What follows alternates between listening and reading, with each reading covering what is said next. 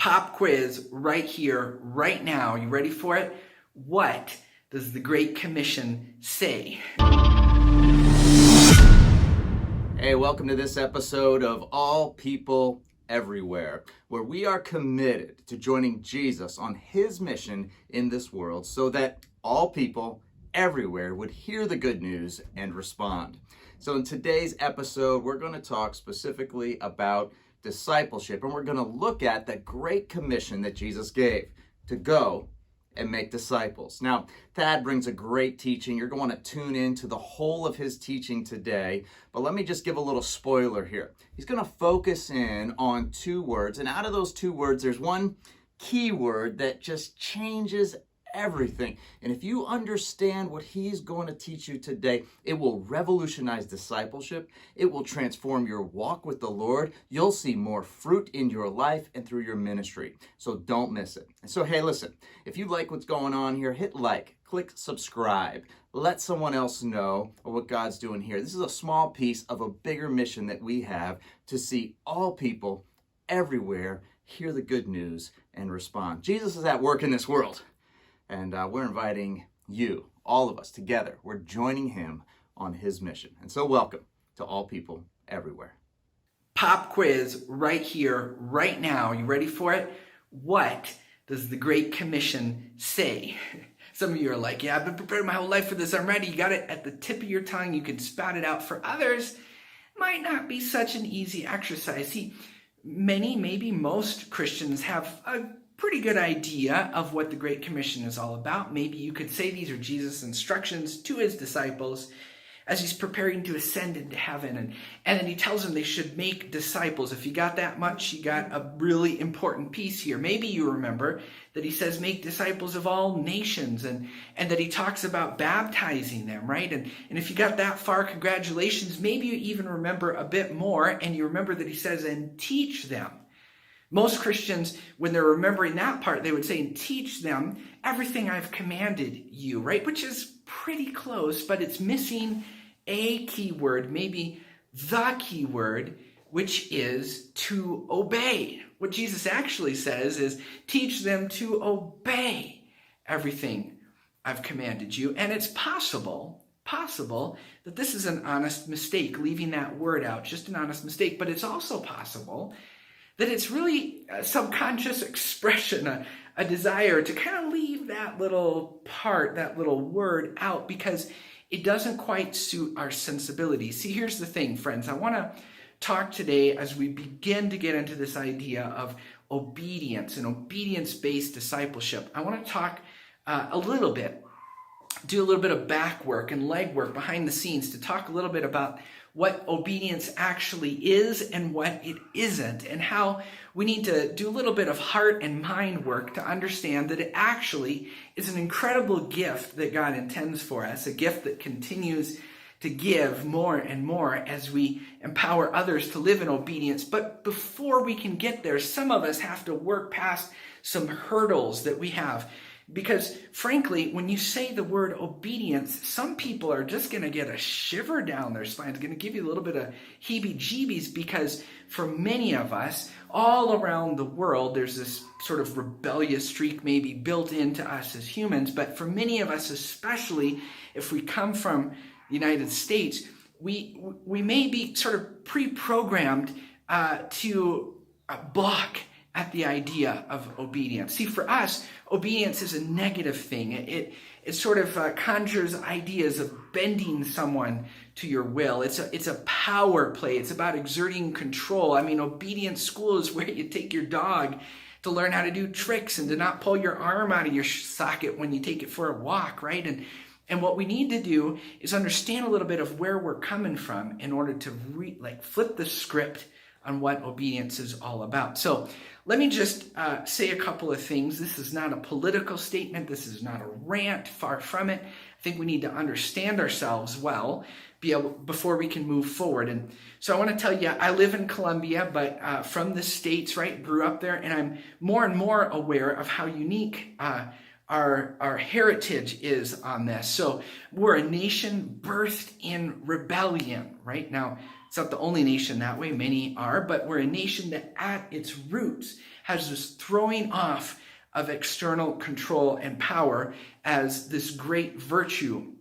It's a virtue which expresses itself in the values of independence and self-determination and of liberty, right? This is a core, key American attribute, to the point that one of our national slogans is "Give me liberty" or "Give me death." You know this well, to the point that for us, disobedience can sometimes be a joke, a virtue. Like you see this picture, and how can you not laugh at this guy's blatant disregard for what is being asked of him? Just all sprawled out, you can't help but love the guy, right?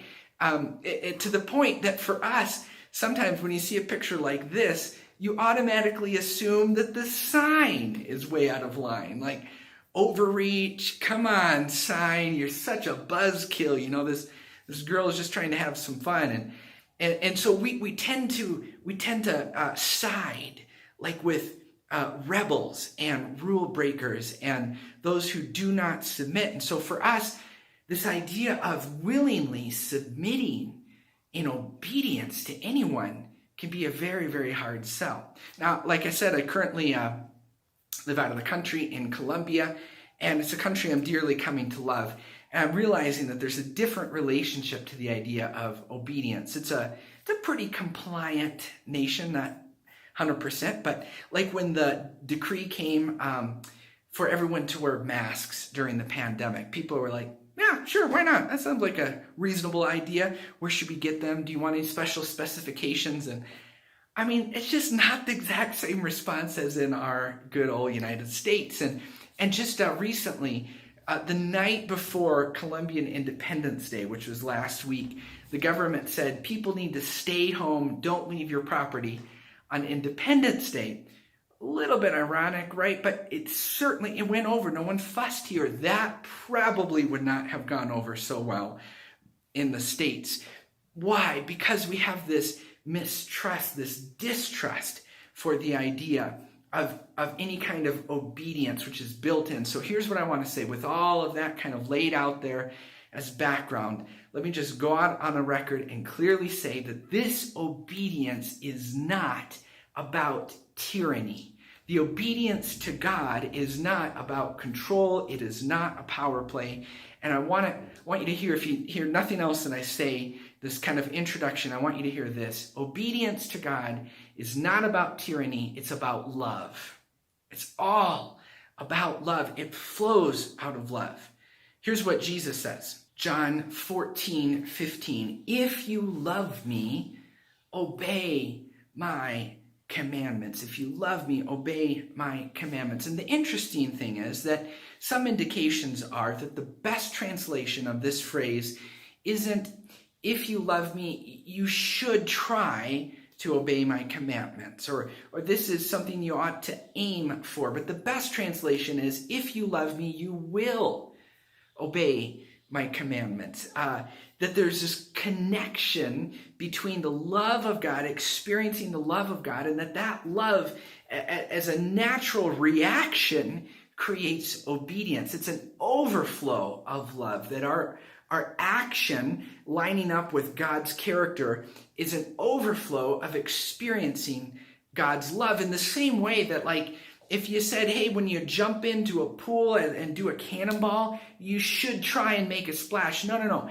If you jump into a pool, there will be a splash as a natural reaction to that initial action. And here's the idea, friends. The idea of obeying God isn't a have to. It isn't something that should be forced or coerced. It's not an issue of control. But what happens is that obedience is a natural offshoot of experiencing the love of God. The more we experience his love, the more obedience will flow out of our lives. Why? And I think it has to do with this intermediate step. So I think love becomes the reality out of which obedience is born, because there's this in the middle step. And that in the middle step is the idea and the concept and the truth of trust. See, when we get to experience God's love in a deep and profound way, we grow to learn that we can trust him. And the more that we learn that we can trust him, the more we want, naturally, we desire, we're compelled, I would even go so far as to say, to choose to align ourselves with what he has said is important. So if Jesus says, don't worry, or love your enemies, or if he says, make disciples, those are the commands that we're to obey. And if we attack this by saying, okay, here's what we have to do, here's what we have to do, we're getting the cart before the horse. I believe that the truth of getting to this obedience begins with saying, if he's asked us to that, we want to experience his love. If we're experiencing his love, we grow to learn that he's trustworthy. If we learn that he is trustworthy, the natural overflow will be to be obedient. We're going to want to not worry because we trust that God knows better than we do, that we're in good hands if we obey him. We're going to trust that he has our best at heart, that he wants nothing except for our good. And so it makes sense in that sense to love our enemies or to make disciples. And so everything that we're going to talk about as far as practical ways to teach obedience-based discipleship and all of the strategy that we could throw at this begins with this basic idea that obedience flows from love with trust kind of as the intermediate step. And that if we understand that obeying God is not a power play or an issue of control or being bent to his will, but rather it's an issue of being surrendered to receiving and to living even more of that love in our lives. That sets us up for everything else that's about to come. And I pray that this would be a blessing to your life. I pray that you'd be able to chew on it, dig into it, experience it firsthand. And I pray this for you in Jesus' name.